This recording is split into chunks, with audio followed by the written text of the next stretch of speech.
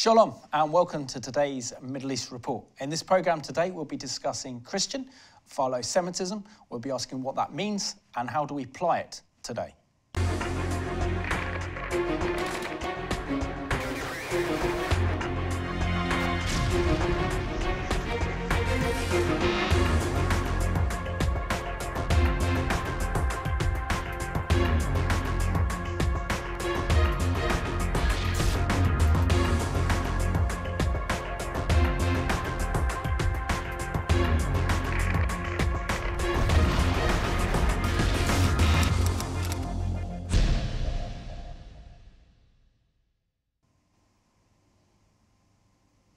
Warm welcome to the programme. And my guest today is Rodney Curtis. He's an academic and part of the setup at the University of Bristol. Rodney, welcome to the Middle East Report. Thank you for your welcome. I've enjoyed watching you before, particularly chatting and questioning some of my friends. So now it's my turn. Absolutely. So, Rodney, can you maybe tell us where your journey with the Lord started and how he touched your heart and your life and how he placed the love for Israel and the Jewish people on your heart? Yes, I say strongly I'm a Londoner. I was brought up in London. And I was involved at that time with my family in a Methodist church. And at the age of 12, I ended up going to a comprehensive school on the edge of Brixton in Tulse Hill. There were 2,000 boys and there was a mini revival. Absolutely amazing experience to be part of it. So at the age of 12, I was converted and got involved with the Scripture Union group and had a really strong faith. The man that led this group had been closely connected with Westminster Chapel and Dr. Martin Lloyd-Jones. And so a few years later, I started going to Westminster Chapel with the doctor, as we called him, Martin Lloyd-Jones. And he had Friday evening Bible studies on Romans. And he did one chapter a year. And to think that I was about 14 at the time. And his ability to teach was amazing. And I started with Romans chapter 9. And so, as this is the key passage that many Christians want to choose to delete from the Bible, they love getting up to Romans 8, and then suddenly it disappears to Romans 12. We won't go into the theology of that. But at that time, the Lord laid on my heart the simple fact that God has an eternal covenant with the Jews. Eternal means exactly what that means. Not that they rejected Yeshua when he came, but he has a plan and a purpose for the Jews. Now, I found that honestly quite perplexing because I'd been brought up in the tradition that the Jews had their chance and, putting it bluntly, blew it. And so I began to realise, particularly because Martin Lloyd-Jones had such a strong Puritan background, that actually this was true. And I was particularly intrigued with Romans 11:26, that in the last day, all Israel shall be saved. And what did that mean? So that was a key point in my own conversion and heart of Israel. Let me just retrack one little bit, because one exciting thing on being invited onto your programme at the moment is that it's the 70th anniversary of Israel on May the 14th. Absolutely. And on May the 31st is the 70th anniversary of Rodney Curtis. So I realised years later that there was something significant about the land of Israel and God bringing his promise to fulfilment. And there's no other way of putting it, that there was a miracle in front of our eyes. And that just simply because of that date, it gave me a particular hook that made me interested, and God began to give me a heart for Israel. To be fair, it disappeared for a bit. But one exciting thing, if we bring it right up at the moment, to celebrate my 70th birthday, last year I planned to go to Jerusalem on May the 14th. And now I find, because of the politics, we won't discuss Trump and all that, we will affirm that Jerusalem is God's city and that the Jews have a right and a responsibility to be part of God's plan and purpose. And I will be in Jerusalem on May the 14th. And now I understand that this is the date that the new embassy will be opened in Jerusalem. So it could be an interesting time. But whatever happens, it's a privilege to be part of God's plan and purpose and to see what he's doing in our lifetime. And Rodney, how did you get into academia? Well, originally, when I left school, I went to Oxford University and I read theology, which didn't do me a lot of good because I'd been brought up in a good Bible-based evangelical church. And at the time, it was the fashion to mock any evangelicals. And I was deemed to have no brain because I didn't doubt everything. This was the time, if any of people still remember, 1967, it was the time of Honest to God and Robinson, the Bishop of Woolwich. And everything was really doubted. And there was that sort of silly pride of tearing pages out of the Bible to show, you know, none of this applies. The virgin birth was questioned, the resurrection. So I had a really, really hard time at Oxford. But I got involved with a very good church there called St Ebbe's, which I've still been part of when I lived in Oxford, and OIQ, which was the Oxford Christian Union. So by God's grace, I had a really good foundation and fellowship, and that helped to cope with the academics of the worst sort. I then wanted to be a teacher, and I taught RE in Northwood, in northwest London, funnily enough, where I live now. But I was a failure as a teacher. I enjoyed teaching, but I didn't like children very much. So I went off to the city to train as a chartered accountant and then became a management consultant. But all the way through, within my sort of association, I then got involved strongly with the Anglican Church. I was then a lay reader. And I got involved with teaching and academic things much later on. So I'm an example of a very mature student. I'm at Bristol University at the moment. I completed an MPhil at Bristol about 4 years ago and produced a book. And then last year at London University. So the first one was theology. The second one is history or historical theology.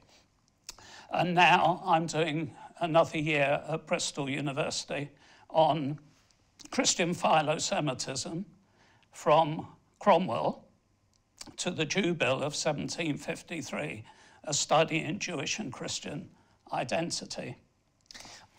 Until I met you, I was not even aware of the term Christian Philo-Semitism.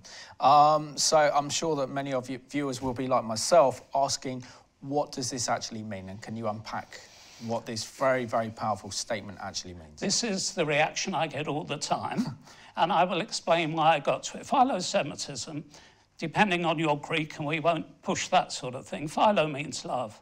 And at its very simplest level, it's love for Jewish people, in complete contrast to anti-Semitism that we're all so familiar with. Now, let me just explain how I found the word philo-Semitism. Off the record, you know, academics like to be clever and find long words, so I must admit that's probably, I'm guilty of that.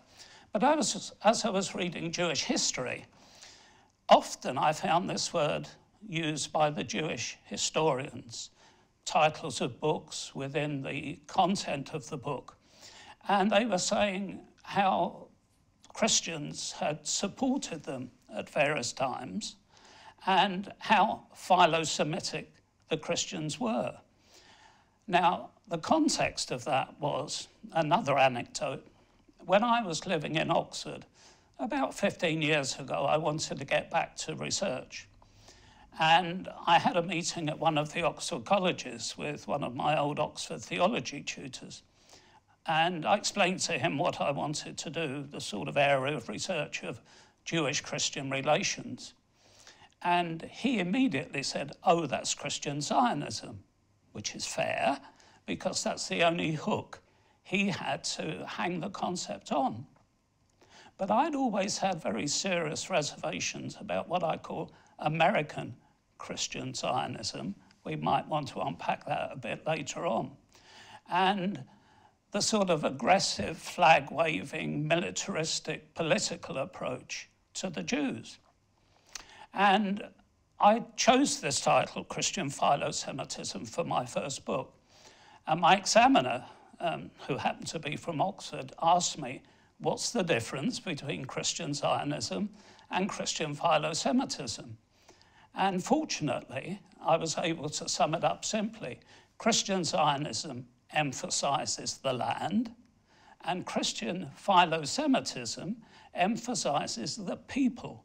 And for me, as a Christian who, by my tradition of loving all people and with an enormous respect for the Jews, I've missed out one key thing to Philo-Semitism.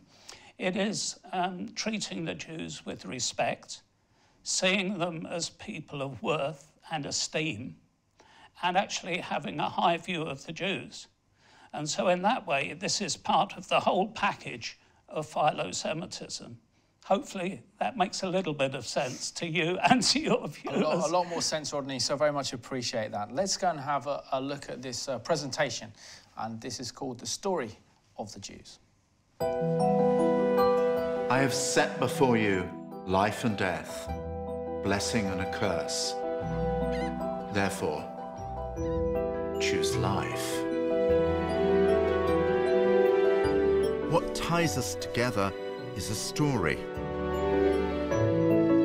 The story kept in our heads and hearts.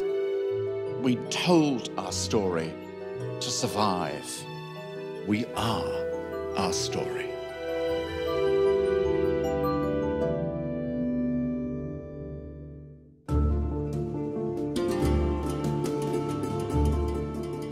It's the story that made me want to be an historian in the first place.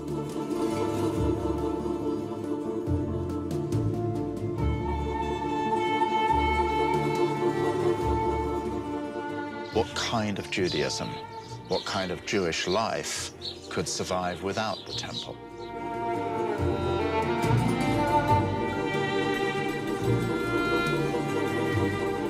I knew nothing. I was only 10 years old. We went to prison because we are Jews.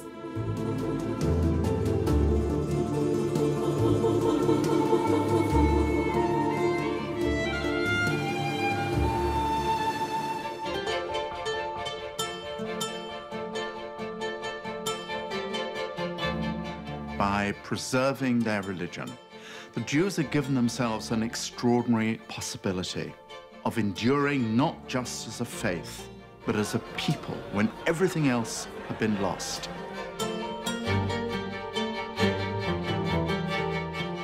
Chassan Kara Mazel Tov, and the Rebbe himself dances and dances with his eyes burning.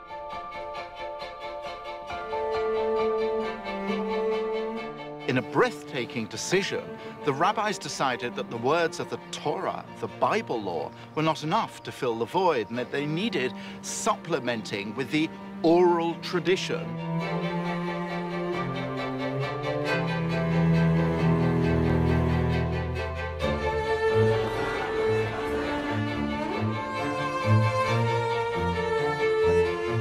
The war fought initially for survival became 6 dramatic days later a military triumph for Israel. This was the start of the settler movement. It's something like a rift dividing even now the Israeli society.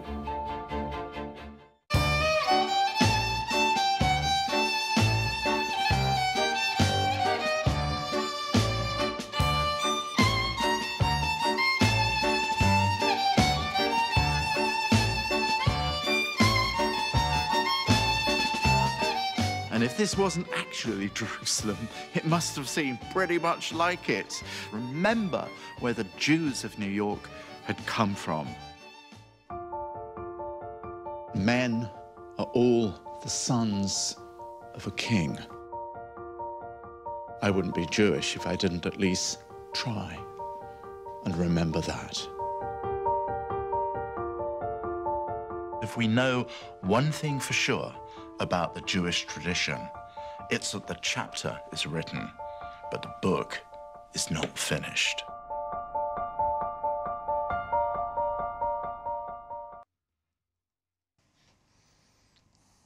And the history of the Jewish people is an incredible history, and there are so many different layers that you can go down, and the more you discover, the more you learn, and the more fascinating it becomes. And we know that the Jewish people have an incredible, glorious history and future ahead of them.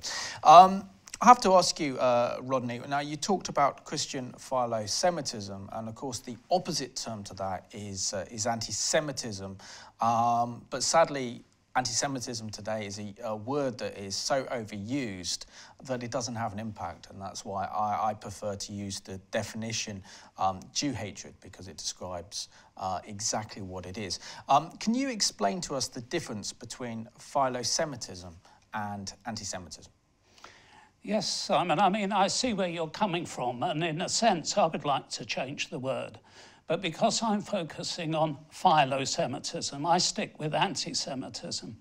Let me give you a couple of examples about why, as time has gone on, if I'm honest, I used to avoid any discussion of the Holocaust because I found it so offensive.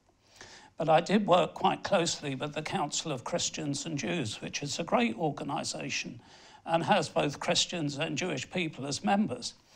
And they sponsored me to go on a 10-day course to Yad Vashem, a proper academic course. And to be absolutely honest, we had 2 days off in the middle. That was hard work, day after day, having academic studies on the Holocaust and anti-Semitism. But I needed it. I'd avoided all this issue for many years, so it begins to put into context the fact that it's not just historical anti-Semitism. Let me jump back a few years. My current research, as I said, is to do with Cromwell and the Puritan period. Now, if we jump back further to the Reformation and Martin Luther, I'll admit something. About 15 years ago, I was involved with CCJ, as I said, and got involved with book reviews and various things. I did not know how anti-Semitic Martin Luther was. And it was a complete shock because I came from the Reformed tradition, probably more Calvin than Luther, but we won't go into that theology. But when you realise the evil, there's no other word for it, of the attitude of Christians at that time, it was a shock. And I've written this in my current thesis about the simple link between Luther and the German Christians and eventually Hitler. And some of my academic people think it's unreasonable. But we can debate this and I could give the evidence, but I'm afraid putting anti-Semitism into context, we've got to see that Luther didn't represent everybody and he had his own strange personality and problems. But it has been so much at the heart of the church. Now, let's give the good news. When did Philo-Semitism start? Now, it depends how much you want to stretch. One of my Jewish tutors at Bristol University said, when did it start? So I said, oh, in the Puritan period. Now, it was in the Puritan period. And one of the key constituents to that was the Geneva Bible of 1560. It had extensive notes, footnotes, particularly in Romans, that reinforce what I was saying earlier about God having an eternal covenant with the Jews. And at that time, there was a much more positive view within the Protestant tradition of respect, as I say, and realizing, as we would now express it, the Hebrew roots of the Christian faith. So much so that many of the Puritans gave their children Hebrew names. There was a large group of scholars on the continent and also in England called Hebraists, or Christian Hebraism was a key academic study. And so the language prompted Christians to want to have a good working relationship with Jews. And this was really at the heart of it. But if you want to jump a little bit further to my period when I'm talking about Cromwell, one of the problems in the midst of the chaos of the Civil War, we won't discuss Cromwell in detail, wait until I do my next book on my current thesis, but Cromwell was involved in millennialism in a big way. And I will doubt whether it was what I would call truly philo-Semitic, because the Jews weren't seen as individuals worthy of respect, which is my definition, but they were seen as part of God's end-time plan, the parousia, obviously the second coming of Jesus. And as the Jewish scholars accuse us all the time, Christians were only interested in converting the Jews. And the other key word at the time of Cromwell and so on is restorationism, when there was this initial vision of carrying out God's covenant and purpose to restore the Jews to their land. And I still like to call it the Holy Land. So what about that big gap of history from 1290 to 1566, where there wasn't one single Jewish person in this country, on the British Isles? There wasn't that many on the continent of Europe. Most of them obviously went to Poland, where they found acceptance under the Polish king in the Middle Ages. Now, for example, someone like Cromwell wouldn't have actually met anyone that was Jewish, would he? And so therefore the concept of then actually building a relationship with the Jewish community didn't exist, because it wasn't until 1566 that Cromwell allowed the Jewish people to return to England. I wouldn't want to correct you, but 1656. So 1290 to 1656 was the readmission of the Jews. There were Jews in Britain at the time. They were Sephardic merchants, crypto-Jews. Now, I'm again being careful. They were often called Marranos, but when you research it, Marranos means swine. It's a terrible expression. So I've deleted all that sort of stuff in my theses and so on, and call them crypto-Jews, new Christians, or conversos.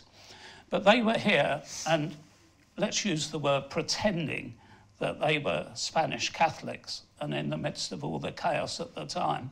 But then there's a big argument, and I don't want to give away my research too quickly, but one of the things I'm getting towards the end of it is that the tradition understanding Cromwell's readmission was to get the Jews back into England to encourage the millennium, as I was saying earlier.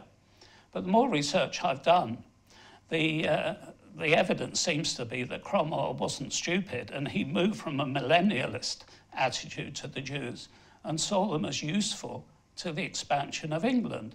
Now, the background was at this time, particularly in Amsterdam and in Holland, there was a really loving, much more positive attitude within the Calvinistic environment towards the Jews. And there was a rabbi there called Manasseh ben Israel, and he came over to England, and there'd been a couple of previous links with Jewish people, and there were lots of Protestants who'd been pushed out of England and were actually living in Amsterdam and Holland. So there was much more interaction than it being a complete gap. So I'll give you a quick anecdote, if you like, of course, how God actually, I believe, overrules in history, which is what we're wanting to say. He's overruling now with 70 years, and the amazing change that we will see in Jerusalem. As I would say, watch Jerusalem. We'll leave that hanging at the moment. But one of the key Jewish scholars said that because the Jews had been kicked out of Spain and persecuted in the Inquisition, etc., in 1492, many of them found a home in Amsterdam, and particularly then in the West Indies and so on, and in Brazil and places like that. And they'd set up an amazing network of business. Now, when Cromwell, he had spies. I've been doing some reading on this. I find it really intriguing. He had spies who, with the Jewish connection, knew which ships were carrying gold. So they could pick off the ones that were carrying things of worth. Now, I express it quite simply. Because the familial, the family links within Judaism is so strong, and the links of worldwide trade was so strong, it was like a big extended family. The Jewish people had been punished in 1492. They'd been accepted in a Christian environment in Holland, and they wanted to pay back the Spanish. And so they were getting their own back, as it were, on the horrendous way their forefathers had been treated. And so in my own way, I'm slightly stretching it to say that this is philo-Semitism, because it's Jewish people that began to matter to Cromwell. And as we look at the development into the 1750s and so on, the Jewish merchants helped to increase the economy of Britain. We actually began to eclipse the Dutch. And Simon Sharma is one of the key people who has written a lot about this, about Holland and the Dutch. We eclipsed the Dutch eventually, and this was part of the foundation of our empire. I don't want to make too much of it, but I'm really aware that in general history, the positive contribution of the Jews in our society, particularly in London and worldwide, has not been evidenced. And that's part of why I'm doing my research, to show how God used the Jews at that time, and they became a blessing to our nation. Absolutely. I couldn't agree more. And having visited the oldest synagogue in England and in London, the Sephardi synagogue, and its strong links with the Dutch, you begin to realise then the incredible contribution made by the Jewish community to British life. But I want to take you back and discuss a little bit more with the Puritans, because this understanding that God has a plan and purpose for Israel and the Jewish people would have been a complete breakaway from the teaching of Catholicism, really since the Roman Empire, which dominated the Christian theological thinking at the time, which at its heart was very anti-Semitic and church replacement theology. So what was it that enlightened the likes of the Puritans? Was it studying the word, or was it a kind of spiritual encounters that they had with the Lord that opened their eyes up to God's plans and purposes for Israel and the Jewish people? Simon, you've answered your own question almost in a way, in the right way, because it was a high view of Scripture. One of the other key components was actually treating the Old Testament with respect, and that's where I was talking about the Hebrew roots and the Hebrew scholars within Christian scholarship. Again, it's affirming the Jewish tradition and foundation. Let me just go back even further to 325, the Council of Nicaea. We mentioned earlier that this year we have an overlap between Pesach and Easter. Now, once the church decided to become Greek and Roman and build on foundations that weren't the Word of God, they decided they didn't want to match the Jewish holidays, the Jewish feasts, and they made a definite, shall we say, management decision to split. So there was a complete break between Judaism and Christianity. And putting it simply, that was a curse on the church for many years, because the wrong spirit, the wrong philosophy, the wrong attitude came into the church. Let me give you a quick anecdote. Many years ago, I was involved with a tour with Shorish Tours, which is CMJ, the church's ministry to the Jews, or the London Jews Society, as it was at the beginning of the 19th century. And I went on this tour around with a gang of people from my church at St Andrew's, Chorley Wood at that time. And when we were having sort of teaching sessions, remember I had a theological background. Like I was shocked with Luther, I was also shocked that I didn't understand anything about the Hebrew roots of the church. That I'd been brought up with my teaching, my background with complete replacement theology, where the church has got all the blessings and the Jews have got all the curses, which is not a very pleasant theology in any case, but Absolutely. That was the reality. And so I began to realised the big gap in my own knowledge. And this was part of the prompt when I came back from that particular tour, which was so helpful and so illuminating. Or shall we say it was God speaking to me in a distinct way, that I was wrong and I had to change direction. And that's where I soon abandoned, even though I didn't think it was conscious, a form of replacement theology. Just after that, I was in Bristol and had some very good friends who were involved in, you know, what I would call a heart for Israel. And one of the churches there, called Pip and J in the centre of Bristol, used to have people like Lance Lambert and Derek Prince and, you know, the real saints. And so I used to go to these meetings with my friends, but it didn't mean an awful lot, although I was in real sympathy and realised how much my knowledge had fallen short of what I needed to do. And to be absolutely fair, this was an important prompt. And when I started my research a long time ago, it was this whole question. I started with Romans 11:26, reading for myself, what could it mean that all Israel shall be saved? What could the Bible mean about the Jews being converted in the last days? And I picked up as one of the options, unfortunately, some Christians teach, well, the Jews are going to be converted in the last days, just leave them alone, which is logical, but I don't think is right. And I then had to start thinking carefully about what it means to evangelize the Jews. I'd done some work for a friend on William Wilberforce and the Clapham sect, and I was brought up in Clapham as a child, and that Anglican evangelical tradition was my theological tradition. And I was quite surprised to find that Wilberforce and Simeon and many of these key people founded this group, which I shortened to the London Jews Society, in 1809. And my first book was on the foundation of the London Jews Society, and a man called Lewis Way, who, if we have time, was an amazing man. We might have a word about him.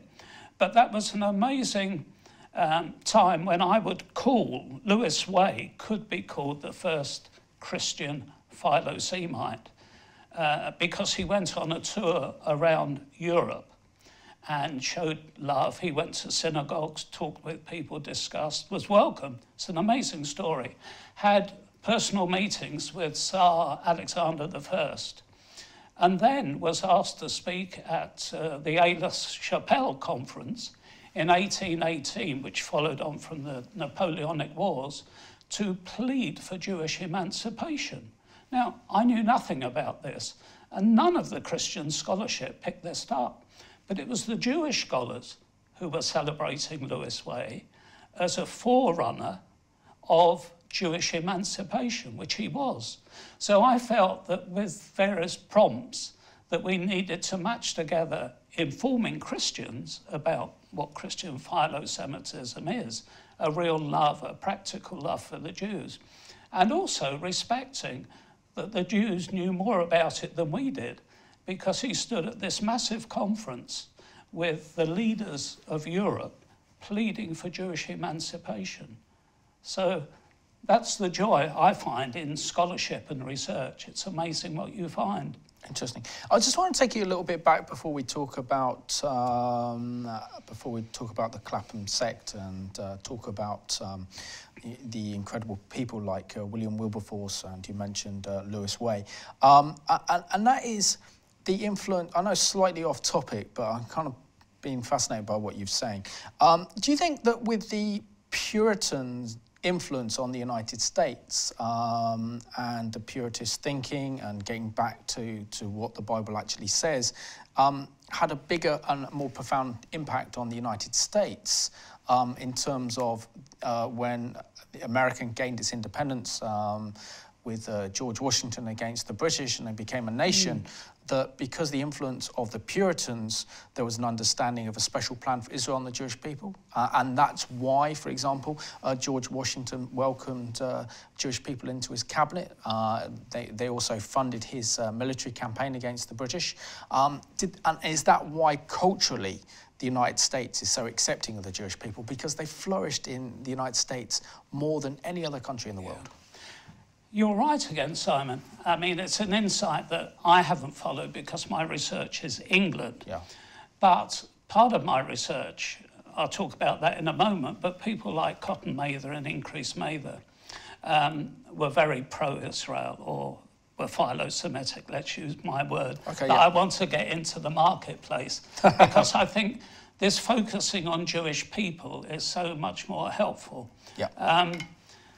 The other thing is that part of my research, again, which I found surprising at the time, just after Cromwell, is the Wesley brothers. Yes. Now, they were in Georgia. And again, there's an amazing story there that one of the Jewish doctors, there was a group, this is an amazing story, Bevis Marks didn't want some of the less suitable people who weren't in the right class in London. So they paid money to ship them out to Georgia. 13 of them went, but one of them was a crucial doctor. Cutting a very long story short, he saved that community from the plague because he knew what he was doing, became a very, very good friend of John Wesley. And so that's one story which I found, which isn't really in the narrative, which I find encouraging. George Wesley wrote hymns in support of the Jews, which again was pretty key. But let me get back to your question. You know, I was talking about the importance of the Geneva Bible. When you read the history of the Geneva Bible, you will see that the American scholars make a big deal that it was the Geneva Bible that was taken to America with the Puritans. And because they had that foundation and that root, and they were freed from the political problems immediately after Cromwell with the Restoration and trying to, which it did, reimpose Anglicanism and try and kill off the influence of Puritanism, you're absolutely right. The Americans were broadly free to work on scripture, allow God to speak to them through that, and to have a positive view of the few Jews that were around. But then eventually, because it was a welcoming nation, the Jews knew where they were welcome, particularly in New York and various things like that. And this helped to set up a much more positive view of the Jews within America, because it was effectively shut down with the restoration of Charles I. But Charles I's restoration was funded by Jewish people from Amsterdam. And people expected him, because, quote, the Puritans had killed his father, that he would get his own back on the Puritans. Now, in a way, there was a concern that because the Puritans were pro-Israel, had opened the door to the readmission of the Jews. But Charles II actually had a different view of the Jews. He appreciated how they had supported him. And he was the one that gave them a legal status within England, which I find amazing, really, because the Puritans had lost their influence. Charles came in and pushed again the Laudian Anglican approach to the church and tried, well, you know, 1662 was the Great Ejection, when many of the Puritans were kicked out of the church. But it's amazing how God's hand was on history. And then, of course, William came from Holland. He was funded by key Jewish people, and he came back, and we won't go into all the Orange Men and all that sort of stuff, but he had been brought up in a philo-Semitic environment in Holland. So it's interesting how all these different networks come together. Absolutely. But my word, which I haven't used, which I think is crucial to the whole thing, is that God is sovereign. Absolutely. And that is the joy to me in my own personal experience. And as we look at this miracle of the existence in 1948, we can go back to the other miracle. I was quite actively involved with the Balfour thing and looking at the history of it. The number of evangelicals in the cabinet at that point in time, which is, you know, proven and shown. I've forgotten the name of the man, but you know there was a good book about it recently. if you look at history objectively, there are tiny little snippets. The Balfour Declaration would never have happened a few years before and a couple of years afterwards. Same with Jerusalem. It would never have happened a few years before and a few years afterwards. God's attention to detail is important. And that's why, when it comes to what I call end-time theology, you know, we see people on these Christian programs saying this is going to happen and that's going to happen with big charts and all this sort of stuff. And I am ready, really, to say, I will wait and see what God does. But we are in urgent days. We are in exciting times. And the key thing for me as a Christian with a love for Jewish people is there is no fear. The Lord has looked after them till now. Absolutely. And he will look after them within our lifetime. I mean, we saw, going back historically before, we've got about 10 minutes to the programme left, so there's a couple of things I want to unpack before the end of the programme. The first thing we saw was with the French Revolution and the fact that Napoleon emancipated the Jews and for the first time gave the Jewish people rights and they became citizens of the French Republic. How did those ideas then cross over from emancipation to the likes of Wilberforce, and you mentioned Lewis Way, in actually then seeing the bigger vision and preparing the Jewish people to return back to the ancient covenant homeland, which would have then at that time been controlled by the Ottoman Empire? That's a big question, but having said that, let's go back to Napoleon. Again, in terms of God's sovereignty, it was a miracle that Napoleon had this positive view of the Jews and set up the Paris Sanhedrin. He also wanted to invade the Holy Land, as I like to call it, and wanted to re-establish the Jews there. And in this first book on Lewis Way, I actually call Napoleon a Philo-Semite, which I think he was. He seemed to have a genuine love for Jewish people. I know it's a big issue, but I will stick with my description in the way God used him in this way. Now, the dilemma, in a way, for the London Jews Society, for Wilberforce and Simeon and so on, they had this restorationist vision. They certainly, because of their experience with slavery and the importance of mission, one of the key things that needs to be expressed is, until this time, the Jews have been excluded from any sort of evangelism. The Baptist Missionary Society, I did a chapter on Baptists and Jews in the 18th and 19th century for an Oxford book that's coming out soon. I found that really interesting. The Baptist Missionary Society and the strong movement of worldwide mission ignored the Jews, apart from one group earlier on, and that was the Moravians in Halle, who had a centre for Jewish evangelism. And that's hardly known, but they were the forerunners of Jewish evangelism. But when it came to Wilberforce and so on, the man who founded the London Jews Society was Joseph Frey, a converted Jew. And I will say this was the first time, certainly within the wider world, particularly in England, that the Jews, and I say this carefully, were deemed worthy of the gospel.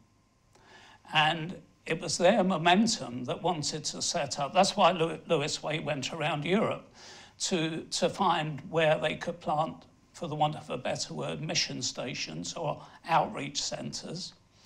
And it really showed an openness to embrace the Jews into the missionary vision. So that was part of it. Let me say one thing as something different, just to be slightly provocative. My next area of research, when I finish my thesis, is to do with Jewish conversion, because I spend a lot of time with Jewish scholars and Jewish people, and I get the reaction from them, Christians can't be philo-Semitic, they only want to convert us, which I fully understand, but is totally inadequate. And I avoided this subject for a long time. But within Jewish scholarship, there's a leading scholar called Todd Enkelman, who's recently written a book about Jewish conversion. And it's a topic which is coming back into the mainstream. And so there is a problem here, because I am worried as I look around me at the moment about this new movement towards dual covenant theology.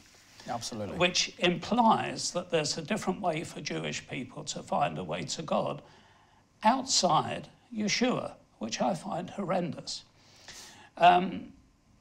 I talked with, I won't go into details about people, but I talked to a leading Roman Catholic scholar at a seminar I was in Oxford about the Roman Catholic Church, and its current teaching is dual covenant. And he said, no, it's not. But I said, I see at the moment that by not offering the gospel to Jewish people, I call this the ultimate anti-Semitism. Because if Yeshua and the gospel is good enough for everyone else, surely if you say the Jews are outside the gospel, there's something strange going on. Is this not another form of anti-Semitism? Now, let me say clearly, I do not like aggressive Jewish evangelism. I find that really embarrassing, because my word, sovereignty, I find that God is able to open doors with conversations. If I was a Jewish person and I had someone breathing down my neck, seeing me as a sculpt or something like that, I wouldn't want a relationship. So I think one of the things I'd like to say as we're talking is that we just show love for Jewish people. Absolutely. And allow the Lord to open the door. Because my experience is, and I find this with other people I've talked to, they are intrigued. Why do you love us? Because so many of the people in the world reject us. So there we are. That's one approach, to say that loving Jewish people doesn't involve compromising the gospel.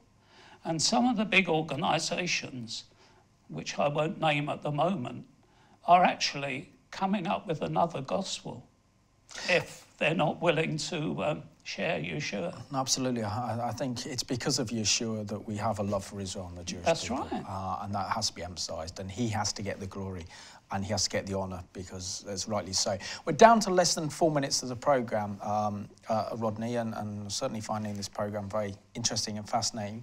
I have to ask you, how, as Christians, do we apply philo-Semitism to our lives and our relationship with Israel and the Jewish people? Because it stems from a natural love that God's given us for his people and his land. I think I have a privilege, and you probably have a privilege, in being able to meet a lot of Jewish people. And it's taken a long time to build up trust and networks and so on. I think it's a question of being open to the prompting of the Holy Spirit. And one thing I would say carefully is that we need to examine if we are people who are Christian Zionists or strongly political, strongly supporting the state of Israel, etc., which I do, that it doesn't become an end in itself.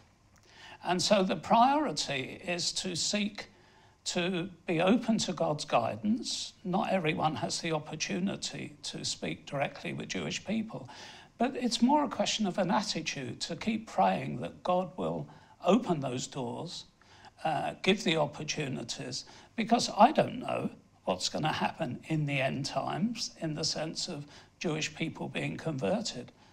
But in between, they want to be loved in the same way that as Christians we should love anyone, whatever their background, tradition, colour, gender, whatever. So I see it as an opening that if people are interested in Jewish things and in a Christian positive attitude to the Jews, we mustn't get caught on this political movement that seems to be happening in front of my eyes. As I've observed some of the new traditions coming into the country, I am not happy with flags waving and going to a political rally that lifts up Israel but neglects mentioning Yeshua. Rodney, I just want to thank you so much for being my guest on today's Middle East Report, and thank you. You've given us all a lot to think about and a lot to ponder, and I wish you every success with the pioneering academic work that you're doing. So thank you so much. Thank you. And I just want to thank you for watching today's Middle East report. I think what we can unpack from today's program is that history is his story, and that's God is sovereign over history, and he's raised up evangelical leaders throughout history to stand and to love and support Israel and the Jewish people, and that's our responsibilities today. So we just leave you with this very beautiful and remarkable song, and thank you for watching today's It's clear that Israel is doing what any country would do if terrorists rain down rockets on its cities and towns, hundreds of rockets, day after day, week after week. In the face of such wanton terrorism, no country could sit idly by. It would exercise its right, inherent and legitimate right of self-defense, as we are doing, and act decisively to end the threat to its citizens. Rockets flying, people crying, everything's blowing up.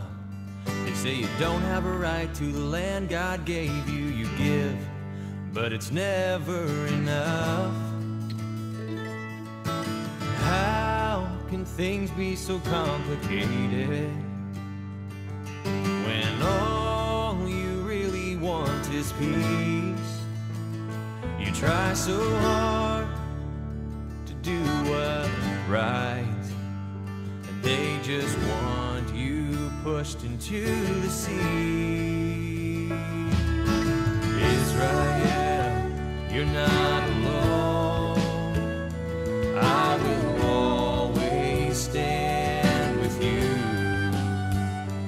God gave you the promised land, and that I know is true.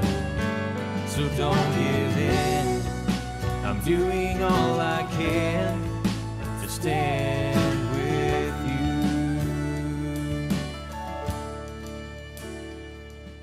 A lot of talking, no one's walking. It seems there's just no chance.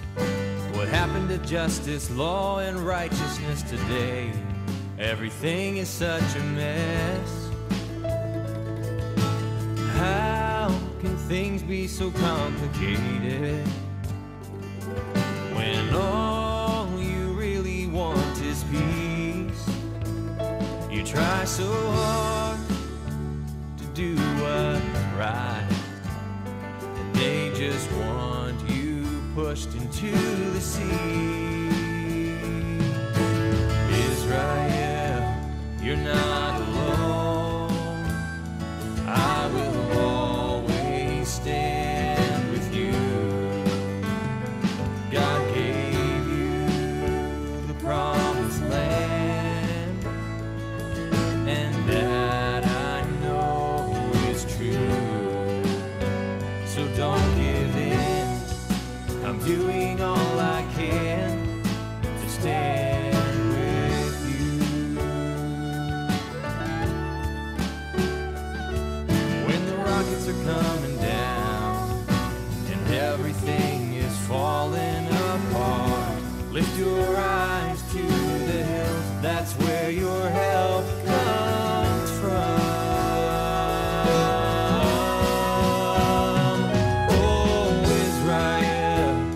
Not alone. I will always stand with you. God gave you the promised land, and that I know is true. So don't give in. I'm doing all I can to stand with you.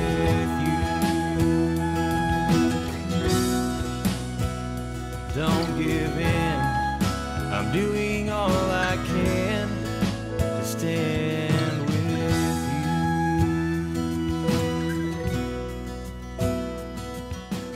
I ask not only for your support, I ask for your moral stance. I ask you to stand with Israel because it is right.